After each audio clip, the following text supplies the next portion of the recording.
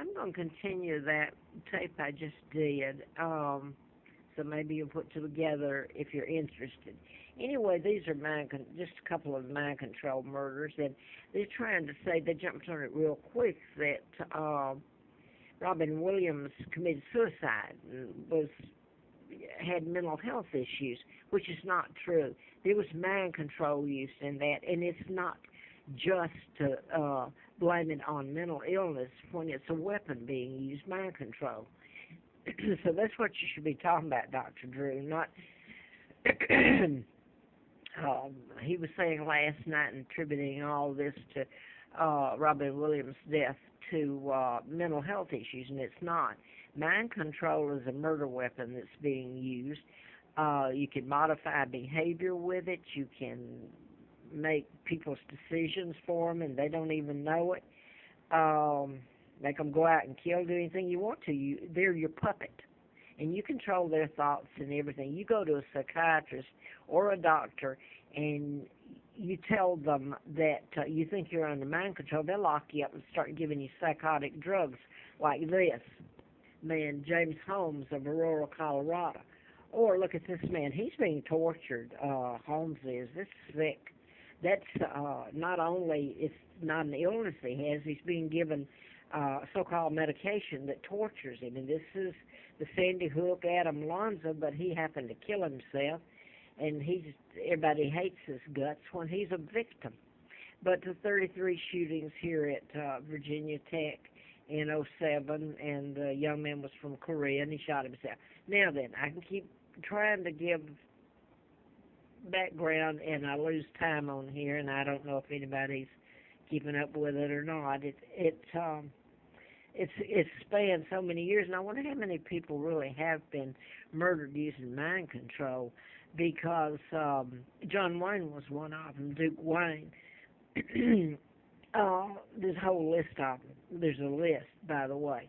So where have I gotten to? Robin Williams was just murdered, really. It was mind control used on him. He played with Pam Dawberry in Mork and Mindy, and emotions were the connection there. And Natalie Wood played in Brainstorm, and she died. And the movie came out in '83. She died in '81. And this movie was about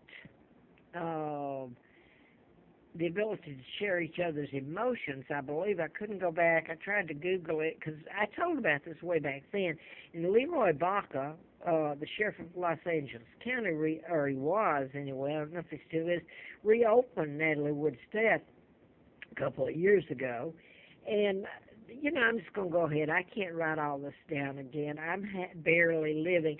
Mark Harmon is married to Pam Dawberry of Mork and Mindy. And Mark Harmon plays on NCIS. And I believe the character he plays is Leroy. I've forgotten there's more to his name. But you get into the Navy and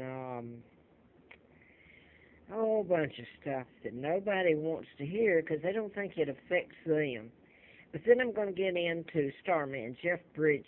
He won the Best Actor or Best Supporting Actor, and he takes on the form of an alien. The husband of, he's an alien who takes on the form of young widow's husband. This one was done and connected to you have to know how they were connected, to the JENS SOERINGS, who was a diplomat's son, German diplomat's son, and Elizabeth Haysom, here in nearby Bedford. He's in prison, she's in prison for murders they didn't commit. And by the way, everyone around here knows that mind control was used on it. I want to go on to this one. I mean, it's almost like a genealogy sheet or something. But it's the database, and there's a lot more to it than just sitting down and reading this off or going back and connecting stuff. You can't do it. Schaefer, okay, I'm just going to give you a clue. Schaefer's Crossing here in Roanoke. At that time, someone was there, and I'm just going to say that. Schaefer's Crossing is when Pam Dawberry, married to Mark Harmon, played on Mork and Mindy as Mindy. She had a new series out, And the young lady's name, I believe, was Rachel um, Schaefer, and there was a stalker after her, and she shot and killed the co-star of, I think it was Samantha was the name of the spin of the movie with Pam Dawbery, and they killed her for real. The stalker did, and that was, I believe, that was when the stalker um law came out. But anyway, I don't know. That sounds like rambling. It's not, because you don't know how to put it together, and everybody, I don't know. I guess they just pass it on as, oh well, this is a joke. Well, it's not. And by the way, I'm going to go ahead and say this. Up at the Peaks of Otter years ago, I mean, I've tried to live, and I wonder why at times, because I wanted the truth to be told, and I wanted to pay back some people who really over the years did try to help and suffered for it, or they were suffering anyway because of the United States. But I was up, so some of the people here have, a few of them trying to help. But I was up there, and I was alone at dinner, which I don't get to have at the Peaks of Otter, but I was in there that day and sat down, and three people came in behind me, and they were CIA. And they had their caps on, and they had their identification. One was the father, one was his daughter, CIA, and she was married. Her husband was CIA. And I won't go, they deliberately sat by me, and by the way, we were the only ones in the Peaks of Otter restaurant at the time. And they used, like, a code, cryptic, that means something to me, Winchester. And without trying to decode or tell you what that means, they told me, and I'd have to look, I haven't this morning because the Robin Williams thing happened, and I have been kept barely living over the years and telling this mess, but so I didn't Google to see if, oh God, what's her name now? She's Italian. Oh no. Who's the, Lauren, Sophia Loren.